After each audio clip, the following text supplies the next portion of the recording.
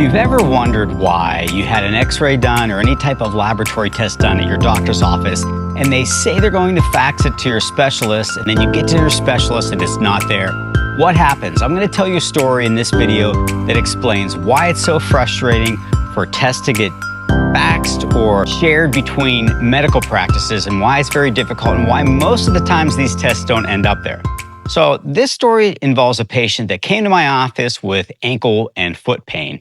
And she was sent by her family practice doctor, who said, I'm going to send you to the specialist, Dr. Campitelli. He's going to take a look at your x-ray.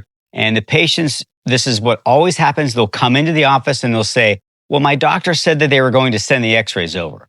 Well, for starters, it's impossible. You cannot send an x-ray from one office to another. Now, you can send a report, but many times these reports aren't really worth it to the specialist, because as a specialist, we want to see the actual images and take a look at the bones and the joints and the structures of your foot to find out what's going on. So in this particular case, the patient said, well, I thought my doctor sent the x-rays over. Obviously, they can't. Now, you might say, well, with the way technology has advanced, can't you just log in and look at the x-rays?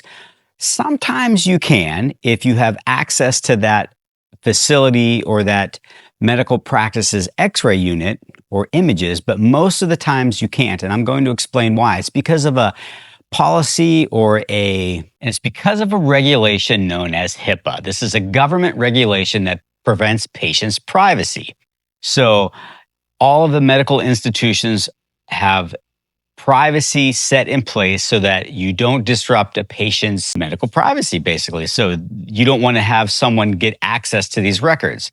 And there's many checks put into place and multiple layers of security so that the hospital doesn't violate HIPAA. Not that the patient's information gets leaked, but that the hospital doesn't violate a HIPAA policy. So there's multiple layers that have to be in place.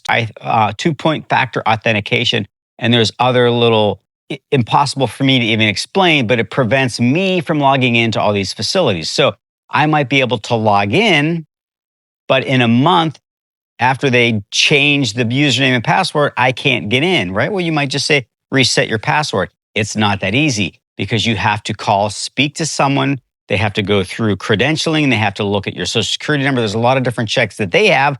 So if a patient's in my office saying, I want you to look at my x-ray, and I say, well, I can't log in because my password's expired, it's not conducive for me to just reset my password. So I belong to about 3 different facilities that I can actually look at images on. So this particular patient was at a place that I didn't have access to her x-rays. So we had to schedule another appointment.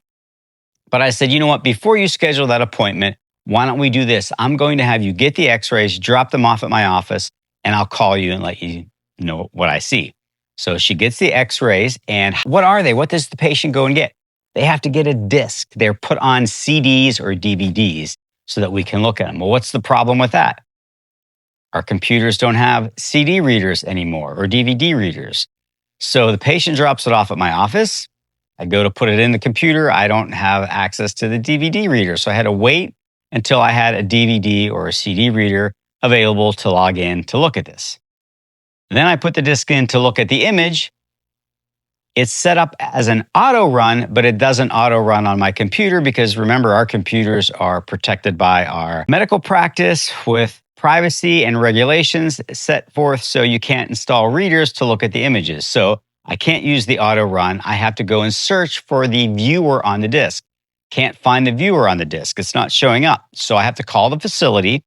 I finally reach someone at the facility, and they say, we're having a lot of problems with that. The viewer is actually in BIN folder, which is complicated, and I wouldn't think to look there.